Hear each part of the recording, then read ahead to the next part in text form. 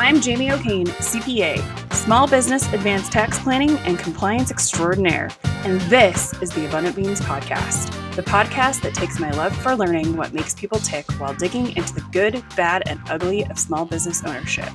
We strive to give you the insight that only those in the trenches of being and working with entrepreneurs can provide.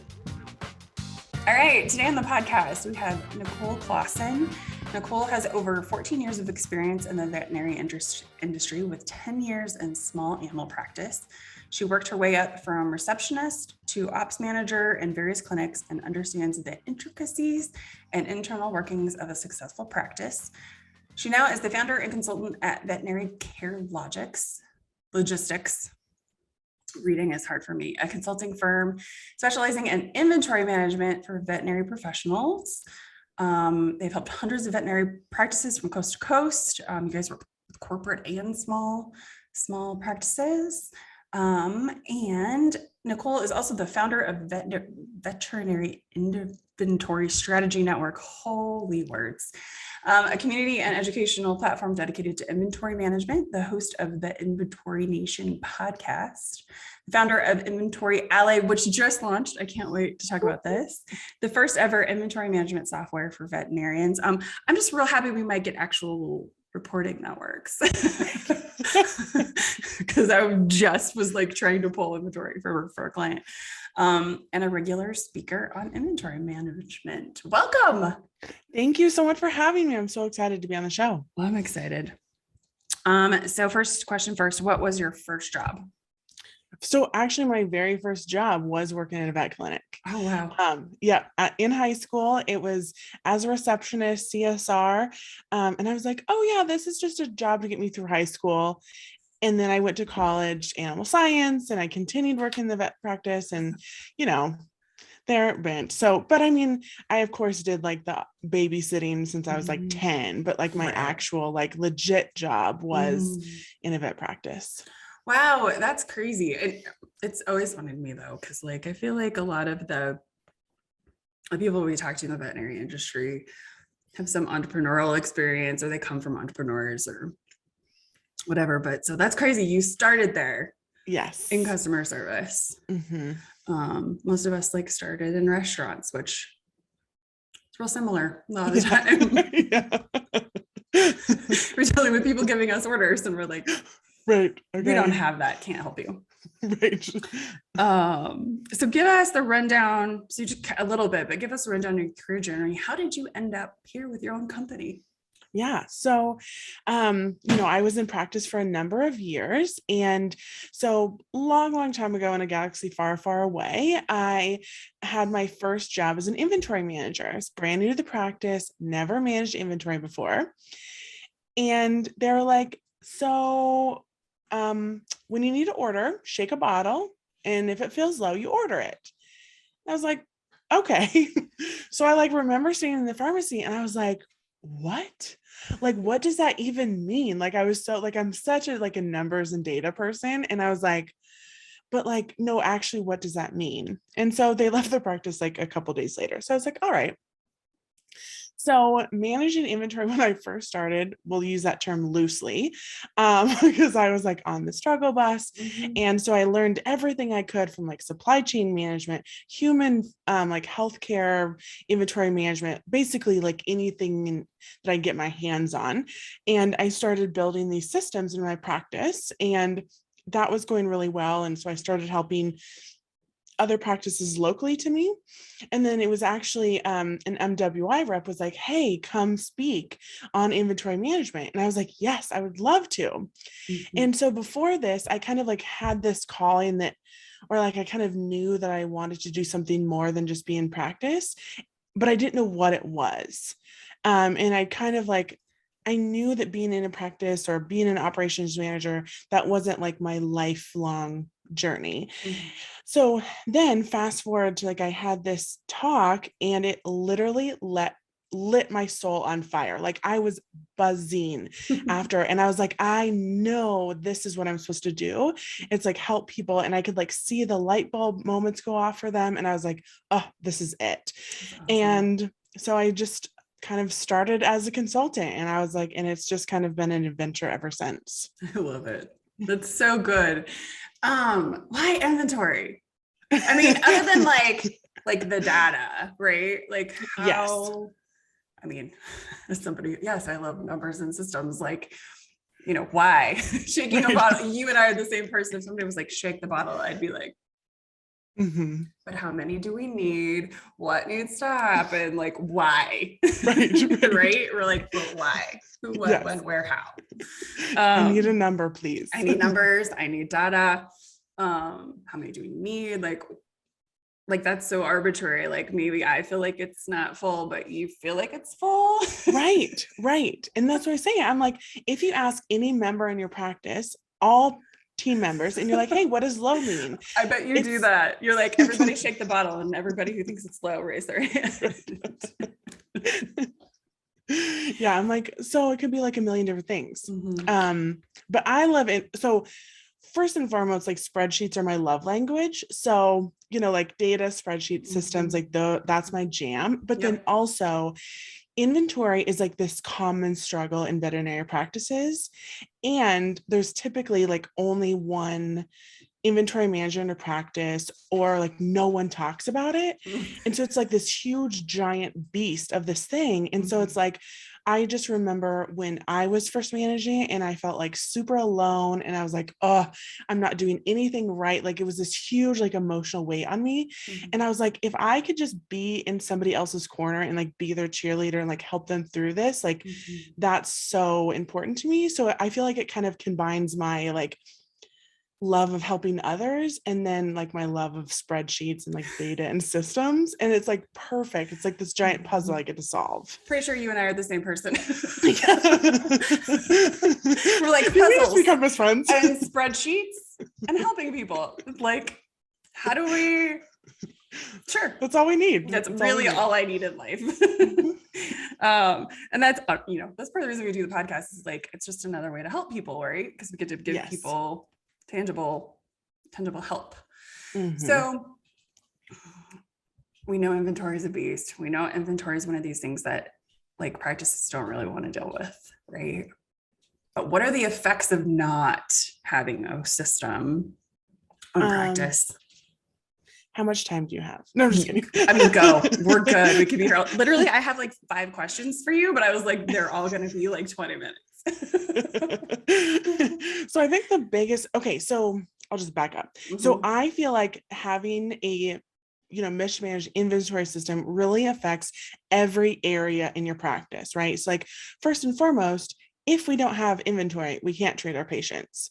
So in order to do our jobs, we need inventory. But then on top of it, if you think about, you know, it kind of like affects all the other you know, team frustrations, you know, like you're in an exam room or you're like doing curbside and you're like, okay, Mrs. Jones, I know you haven't been in 5 years, but I'm going to give you this and this and this. And she like finally says yes.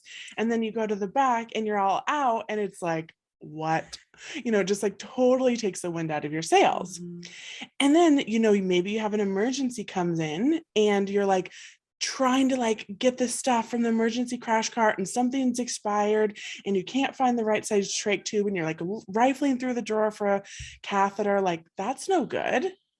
And then of course there's the financial impacts, and the financial impacts can be huge. You know, it's typically the second largest expense, I'm sure, as you know, in veterinary practice. Labor but I've is even number one.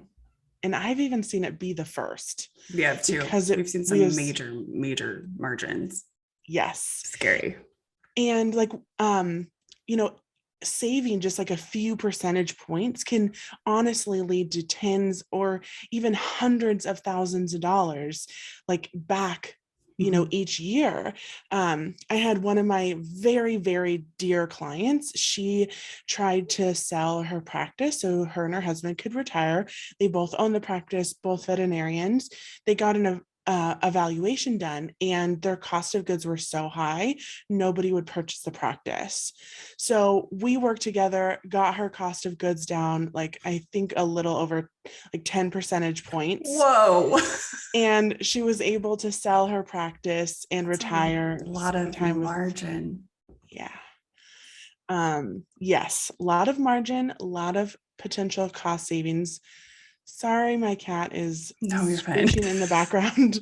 Cats, kids, dogs, whatever. We It's don't fine. care. So there's definitely like that financial aspect can just be huge. We're talking a lot about right now is like, how do we increase our, team wages? How do we pay our staff more? Reduce your inventory costs. Like, oh, you want to retire? Oh, you want to build a second location? Reduce your inventory costs. I feel like that's kind of the gateway to so many possibilities in your practice. So that's another reason why it's really exciting to me. I love it. And I think, I always say like, I'm not cost averse. Like I think debt's great if we're using it for proper investment, like whatever, like I'm not cost averse, but like when we know that our margins have to be like, margins can be really close on certain things, especially in veterinary. Like if our margins are good, that's where we can find cash. A lot of the time is in those margins. Which, obviously we're always trying to find, because they're like, we can't hire people. Right. I need to give a $30,000 signing bonus to anybody I give an offer to, right? It's like, where do I find that 30 grand? It's like, well, A, they're going to make more money for you the minute they walk in the door. But B, maybe we can find it in your margin somewhere. I'm looking at inventory in the 20, looking at cost of goods in the 25% or more. Like we know we can get this down to 20. Yes. Yeah. That's and awesome. A lot of times there's like fairly low hanging fruit, right? I think that's another reason why I love inventory is there's a lot of times this low hanging fruit where you see a positive impact like fairly quickly. Like you don't have to wait like 6 months or a year to like see the positive impact. Like it's fairly quick. So yeah, no, I like it. And for a lot of our clients, like we're seeing like large purchases in like 1 month and then there's like nothing. I'm like, what's happening? Right. Like I kind of expect this to be the same Z's, like, right. month over month, just as we go. And that's something we keep an eye on for our clients. It's like, what is the inventory and, what does that look like? And why do we have so much? What happened this last month? We actually have a client, one of their techs gave birth. And so like, they've got a tech on leave. So their person that does inventory management actually was like front loading because she does a lot of the teching right now while this person's out. I was like, okay, that's a reason, that's a reason to have, all these purchases, but, are we tracking all of this? And I think, as we were talking about right before we got started here, oh my God, the reporting. Yes. We're trying to pull reporting, all of our clients are in different systems. We were like, just give us the logins. We'll pull our reports. We'll pull what we need. But I'm like, what is going on? I know. I'm like, who made these? Like, who made these softwares? Like, because y'all like clearly did not talk to somebody who like ever ran a report. So right. I know, trying to pull an AR, like we're trying to pull AR for one of our clients. And it's like, these systems do not do actual AR aging. They're not accounting systems, right? It always makes me laugh when people are like, yeah, I picked this thing and it has the accounting on it. And I'm like, no, we can't just bolt an accounting system onto our project management system. Like my balance sheet doesn't balance, my friends. Right. So, a lot of the time, these CSR systems also do inventory. And I'm sure you found that they're not very good at that. Yes, correct. I think that's like one of the biggest reasons why I was like, okay, like how can we fix this? Because there's so much amount of time and effort and just everything that goes into keeping them up to date. You like look at it and it's like, oh, we have negative 14,000 gabapentin capsules. I'm like, really? We do, or I'm like looking in like the cost for like one can of GI food is like $4 million. And I'm like, probably not, but how does that not get cut? So it's like so much crazy amount of like time and effort that goes into keeping it accurate. I'm like, but then you don't have that time to like actually spend managing it or getting to your patients or really anything you want to do besides data entry into a computer. Yeah. Or your accountant's like, this can't be right. Go do a physical count. Right. I have one I'm doing that too right now. I'm like, there's stuff on here from 2002. I'm going to assume that's not correct. Right. or it's sitting in a back drawer somewhere. Mm-hmm. Yes. I think one of the things we also need to talk about that I think probably lay people don't understand is that veterinary practices have controlled substances as well. Mm-hmm. So managing that properly is a big deal for their licensing. Totally.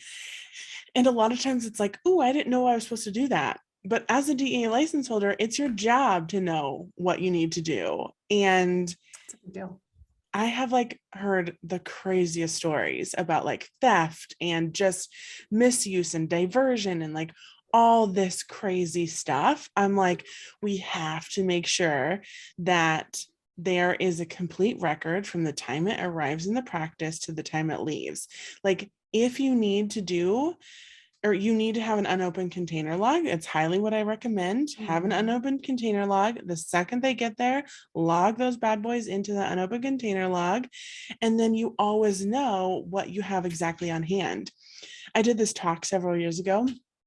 And we were talking about controlled substances, and she came up to me afterwards and kind of like recommended what, controlled substance logs she should get for her practice. And we kind of talked about that. And then probably like 2 months later, she called me. She's like, hey, I hadn't really got a chance to like, add in my unopened container log, but we had an employee get into a car wreck.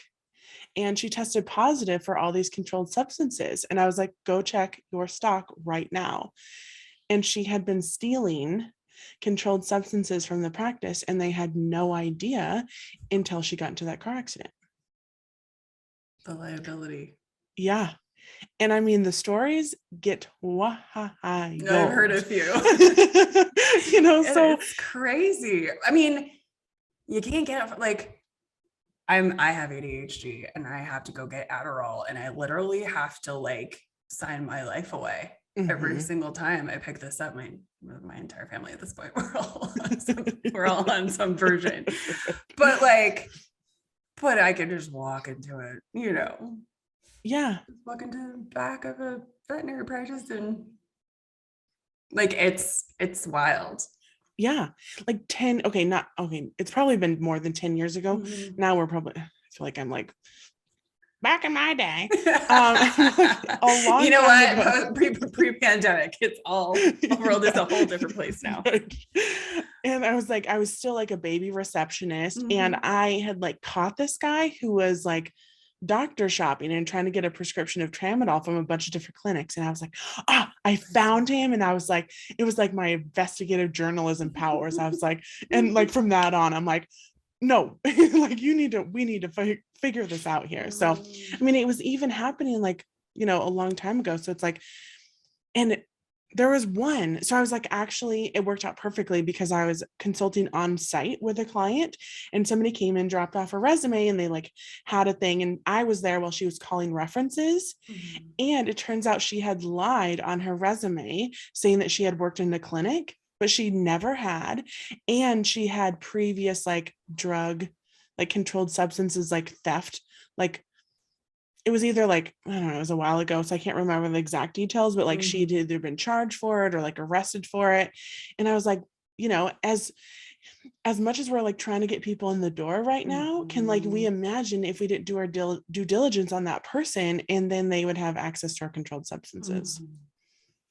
Yeah, I think it's important to like, it's always like, small business, like that's not going to happen here. Or like, you also know our friend Clint Latham. It's like, we're not going to be cyber attacked. It's like, no. You were 10 times more likely to be cyber attacked than like any large corporation, right? Totally. Because now they know like, human hospitals, they have the lock on that stuff. Human pharmacies, they've got it locked down. That's right. We have to sign our life away to get Sudafed. Right. But we can just walk into a vet clinic and see if we can get it that way. Right. It's crazy. It's fine. It's crazy. So practice owners probably know they have a poor inventory management system, but what are some of the red flags? Because I think that's important. Like, come on, guys, but what are some of the red flags that you have a poor inventory management system? You probably should address it. Yeah. If you're running out of stuff all the time, probably look at your inventory. If Jamie's saying, hey, your costs are high. Yeah, your margins are ridiculous. What's going on? Yeah. Probably look at your inventory. If your inventory manager is super stressed out and they're like feeling burnt out and they're super frustrated and they're getting cranky at everyone, probably need to look at your inventory system.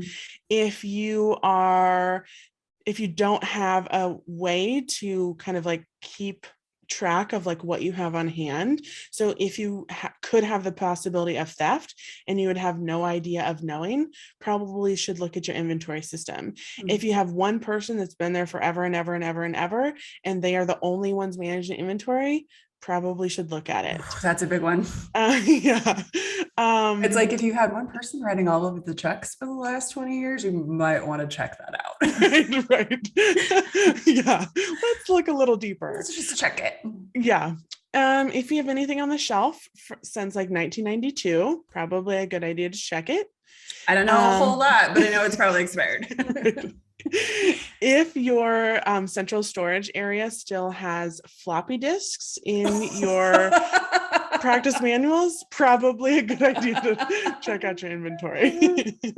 Half the people are like, what's a floppy disk? Oh my goodness. Yes. Or if you can never find what you need, right? If you just like spend your day like just being like, oh, where's this? Where is this? We're out of that. We're out of this. That's definitely a good sign. You need to look at your inventory. Efficiencies are important too. So even if you couldn't save dollars, could you save time? Yes.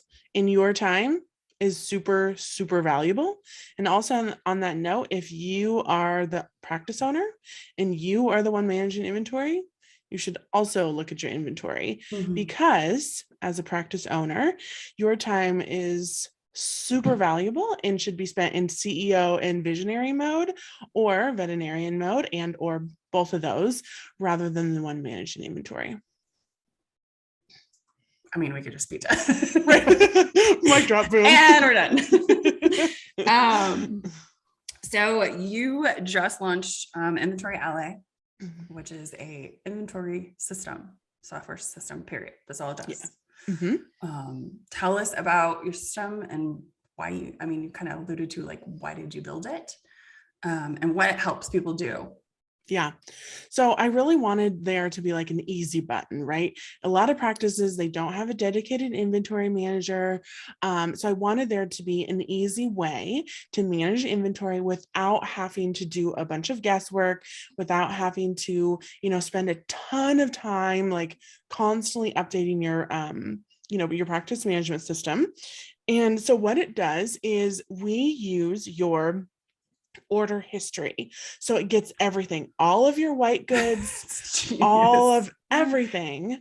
So you don't have to be like, oh, how many gauze do we have? Like it knows. And then what we do is we take that order history, we put some algorithms and secret sauce in there to figure out what's the most important items to your practice. And then we kind of segment them into like areas of importance. And then based upon that, you'll have some items that you count and track every week. Some is every other week, monthly and quarterly. And so what Inventory Ally does is it gives you a list of things to count that week. And then you put in your counts and it tells you exactly how much to order.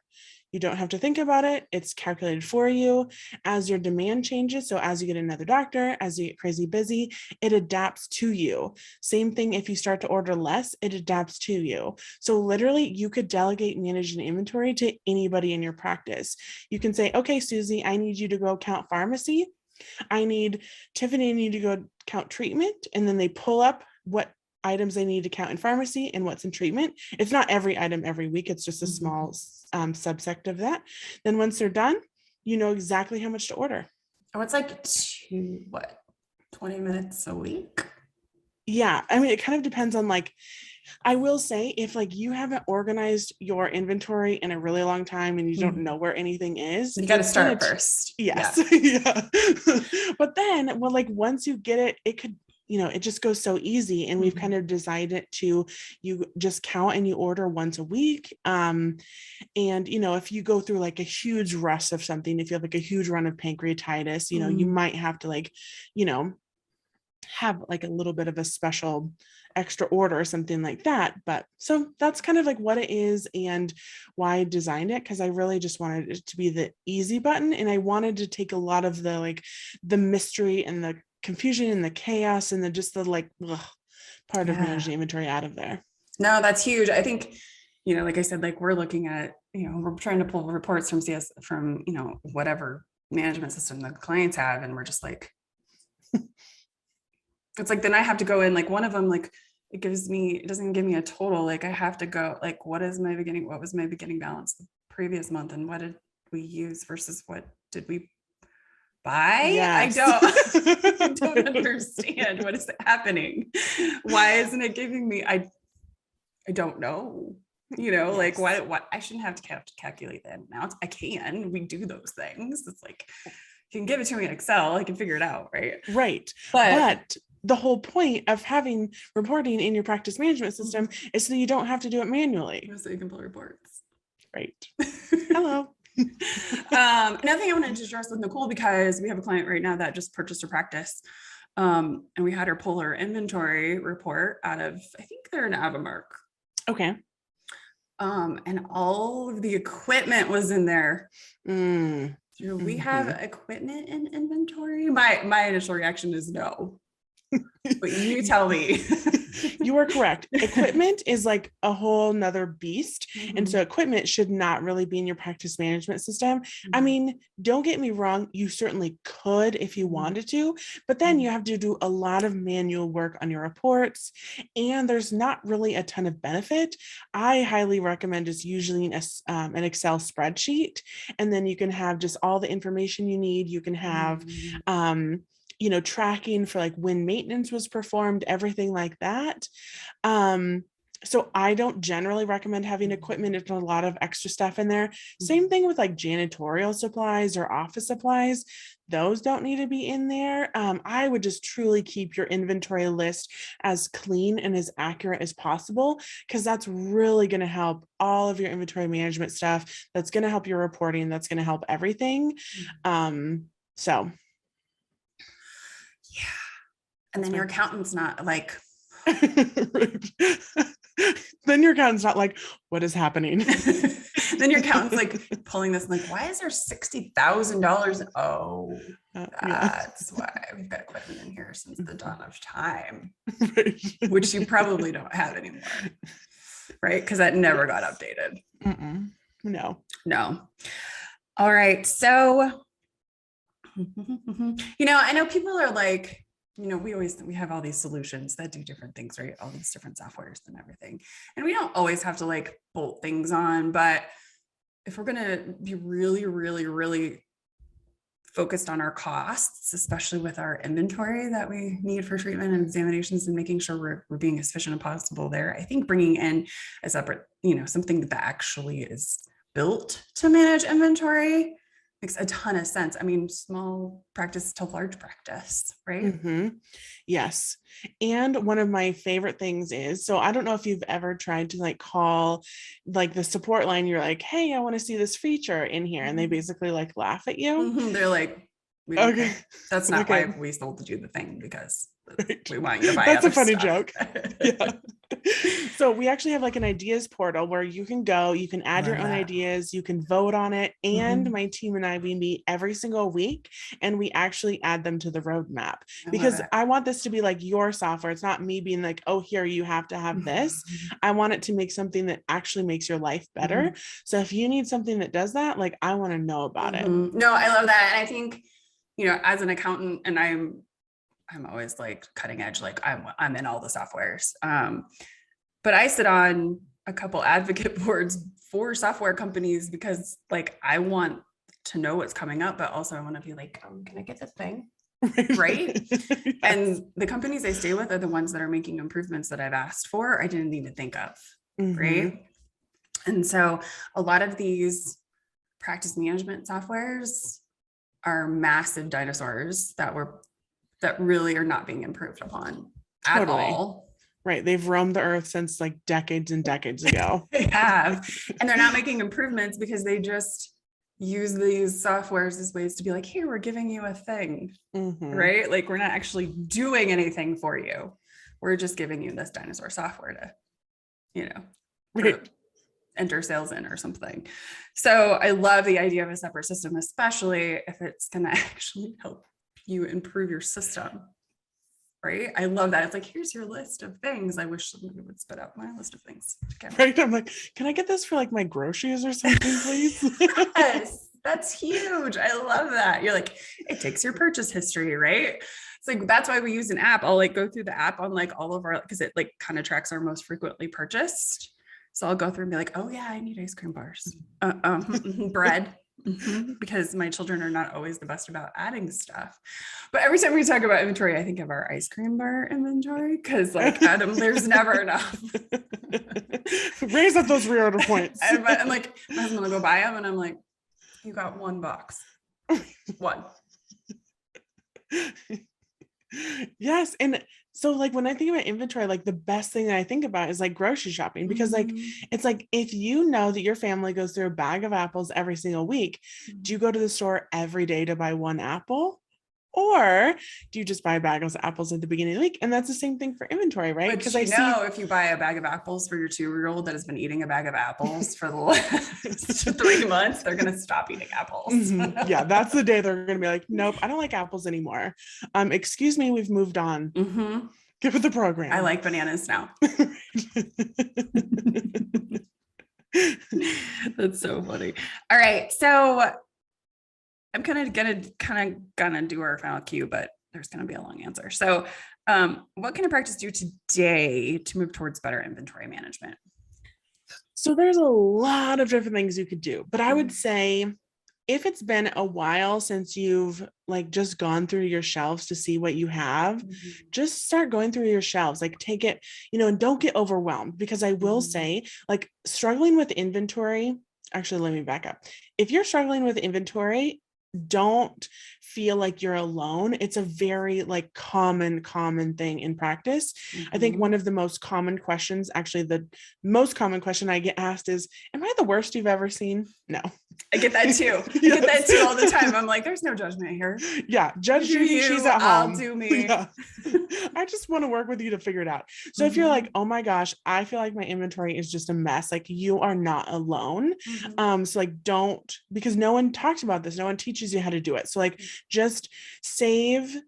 I feel like we have so many other things to worry about, like worrying about if you're good enough at managing inventory is not one of them. So with that being said, if it has been a while since you have like, gone through your shelves, just look for expired stuff. Just start there. See, do you have anything expired? Is there anything like gut feeling? You're like, ooh, it seems like we have a ton of that on the shelf.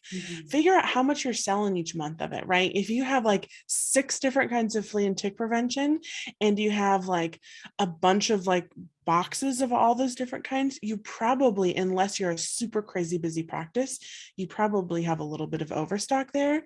Same thing when you walk in your central storage. If you have like a ton of back stock of a bunch of different things, you might be probably overstocked. So just start doing that and get familiar with your practice management system, because even if you're not using it for inventory management, and you're like, we haven't tracked anything a day in our lives in here, that's okay, because typically that's how you're invoicing your client. So you're still going to have that sales and usage data. So you can see like, okay, if I know that I sell 2 bottles every month of ABC ear cleaner and we have 27 on the shelf, I know that's probably a year's supply of that. And that's too much. So you can just kind of start to get familiar with what you have on the shelf, stuff like that. But for like a concrete thing, definitely look at your expiration dates.